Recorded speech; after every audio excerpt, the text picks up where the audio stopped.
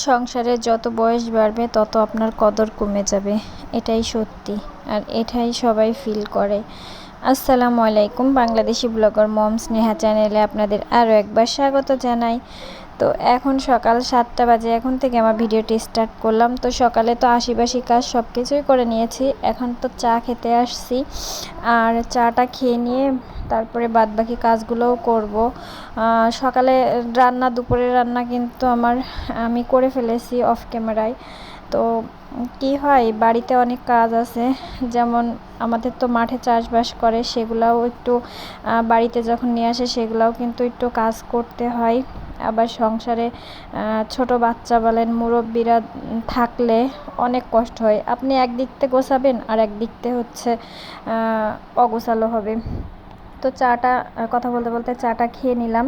এখন এই যে 2টা হাঁস জবাই দিয়েছি, এই 2টা হাঁস পরিষ্কার করব। আবার মাঠে আমার হাজবেন্ড কচু তুলতে গেছে, তো ওগুলা নিয়ে আসলে বাছতে হবে, বাছা শেষ করে আবার বাজারে বিক্রি করবে। আজকে তুলতেছে, কালকে বিক্রি করবে। তো যাই হোক, একটা কথা বলছিলাম যে আসলে কি, আজকের ভিডিওটা কিন্তু আমি সকাল দুপুর বিকাল সব কিছু মিলাইয়েই করেছি। তেমন কোনো ভিডিওতে আহামরি তেমন কোনো সুন্দর কিছু নেই, তারপরেও চেষ্টা করেছি। তো এই যে অনেক দিন আগে মাদের বাসা থেকে মানিক প্ল্যান্ট গাছ এনেছিলাম, মানে এই গাছ সব কয়টাই এনেছিলাম। তো এখন মাটিতে পোতা ছিল, উঠাই নিয়ে এসে এখন ঘরে রাখছি। তো যাই হোক, এখন কিন্তু দুপুর প্রায় 12টা বাজে। তো হাঁস আমার পরিষ্কার করা হয়ে গেছে, তো রান্নাটাও বসিয়ে দিয়েছি। এখন এই যে কচু তুলে নিয়ে আসছে, কচু এই যে বাছতেছি। আমরা যারা শহরে থাকি তারা আর কি কত ফ্রেশ তরকারি আর কি কিনে খাই, কিন্তু আমরা যারা গ্রামে থাকি তারা অবশ্যই এর কষ্টগুলা কি হাড়ে হাড়ে কিন্তু বুঝতে পারি। তো এই যে কচু এইভাবে মাঠ থেকে তুলে নিয়ে এসে মাটি সরিয়ে যে বাসায় নিয়ে আসে, তারপরে এই যে এখন বাছতেছি। তো সংসারে শুরু থেকে আপনার যতটা ভালোবাসা পান, যতটা সবার কাছে আদর যত্ন পান, আস্তে আস্তে আস্তে আস্তে বয়স হয়ে গেলে তারপরে হচ্ছে স্বামী বলেন, শ্বশুরবাড়ির লোকজন বলেন, সবার কাছ থেকেই কিন্তু কদরটা আর কি কমে যায়। আর এটা কিন্তু প্রত্যেক আমরা গৃহিণীরাই জানি যে আসলে তাদের ভালোবাসাটা কম হয়ে যায়। তো সংসার যেহেতু করতে হয়, এগুলো মানতে হয়, এগুলো মেনে নিতে হয়, কিন্তু কিছু কিছু সময় কিন্তু আসলে ধৈর্যের বাঁধটাও ভেঙে যায়। সামান্য কিছু কিছু ব্যাপার নিয়ে অনেক সময় দেখা যাচ্ছে স্বামী, তারপরে বাসার লোকজন এমন এমন কথা বলে যে বসে খাই। আমরা কিন্তু বসে খাই না, অবশ্য আমরা গ্রামে বাস করি, যারা শহরে বাস করি কম বেশি সবাই কিন্তু কাজ করেই খায়। একটা সংসারে থাকতে গেলে কিন্তু স্বামী কিন্তু বসায় খেতে দেয় না, সংসারে কিন্তু অনেক কাজ থাকে, সেই কাজের বিনিময়ে কিন্তু খেতে হয়। তো এটা কেউ বুঝতে পারে না। তো কচু বাছা হয়ে গেছে, এখন হচ্ছে রাত 9টা বাজে। আমি 9টার সময় যে আসছি, সোফাগুলো অনেক ময়লা হয়ে গেছে, অনেক ধুলা জমে গেছে, এগুলো পরিষ্কার করব। পরিষ্কার করার পরে আমি সোফাটা একটু সাজিয়ে গুছিয়ে নেব আর কি।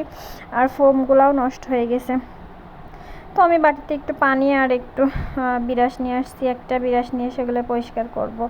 তো শুরু থেকে যে সকল আপুরা আমার ভিডিও দেখেন তাদেরকে অসংখ্য অসংখ্য ধন্যবাদ আমাকে সাপোর্ট করার জন্য। যে সকল আপুরা আমার চ্যানেলে নতুন, তারা প্লিজ আমার ভিডিওটা কোনো একটা অংশ যদি ভালো লাগে তাহলে প্লিজ আমাকে একটা লাইক করবেন।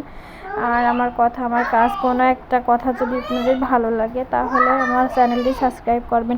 অনেক আপুরা আমাকে আমার ভিডিও দেখে কম বেশি, কিন্তু কেউ একটা লাইক করে না, সাবস্ক্রাইব করে না, এটা খুবই দুঃখজনক।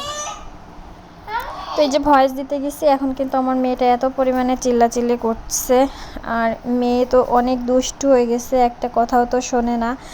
আর এই যে আমি এদিকে কাজ করছি, আর ভিডিওতে আমি দেখাবো আপনাদের যে আমার মেয়ে আসলে কেমন আমার মানে সংসারের কাজ কাম আরও দ্বিগুণ বাড়িয়ে তোলে।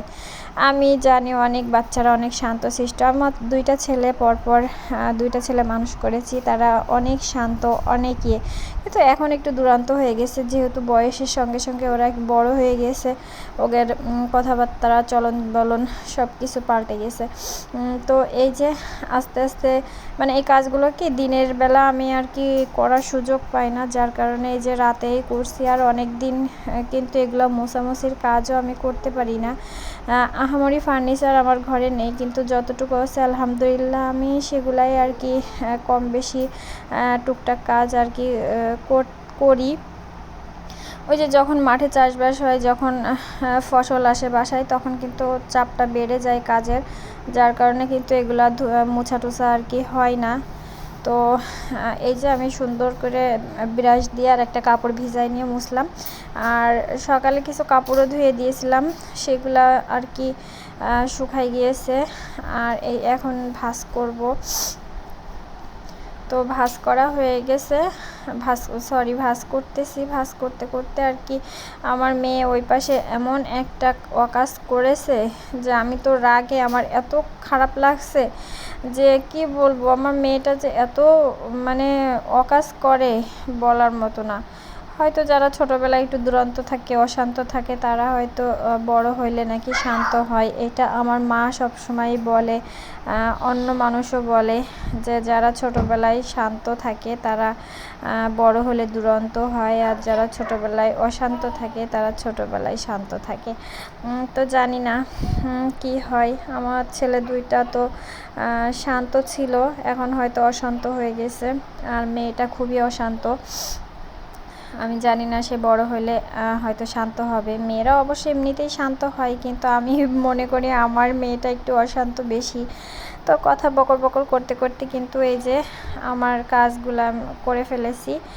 এই যে এই সোফার উপর একটা এই যে আলাদা চাদর বিছাইছি, আর ওখানে আমার একটা হেজাব ছিল, সোফার কভারটা নষ্ট হয়ে গেছে, যার কারণে আমি মাঝে মধ্যে একটু চেঞ্জ করে দিই। আবার একটা ভিডিওতে কিন্তু আমি বলেছিলাম যে আমি নিজের হাতে সেলাই করেছি, ওইটা আমি উঠাই রাখছি, নষ্ট হয়ে যাবে যার কারণে। আর এই যে দেখেন আমার মেয়ে এগুলা কি করছে, সব ওই রুমেতে এই রুমে নিয়ে এসে সব উল্টাপাল্টা করে রাখছে। আর এই যে টুল বক্সটা, এই যে খাটের সাইডে যে বক্সটা থাকে দেখেন, সব এই যে আইলাইনার দিয়ে এগুলো রং করেছে। তারপরে এই যে মেঝেতে দেখেন, আমি মানে কি করব বুঝতে পারছি না। এখন রাত প্রায় 11টা বাজে। তো যাই হোক, আবার মেয়ে কিন্তু বায়না করছে যে আমি মানে পিঠে খাবে। তো কি পিঠা বানাবো তো বলতে পারে না। তো এই যে মাংস রান্না করছিলাম, হাঁসের মাংস, তো সবার খাওয়া শেষ, আমি আর আমার মেয়েই বাকি আছি খাইতে। তো দুপুরে খাওয়ার সময় পাইনি, দুপুরেই রান্না করছি, সবাইকে খাইতে দিয়েছি, কিন্তু আমরা খাওয়ার সময় পাইনি। তো এই যে এখন হাঁসের মাংস সিটা রুটি দিয়ে মেয়ে আর আমি খাবো। তো সবাই ভালো থাকবেন, সুস্থ থাকবেন, আমাদের জন্য দোয়া করবেন। আল্লাহ হাফেজ।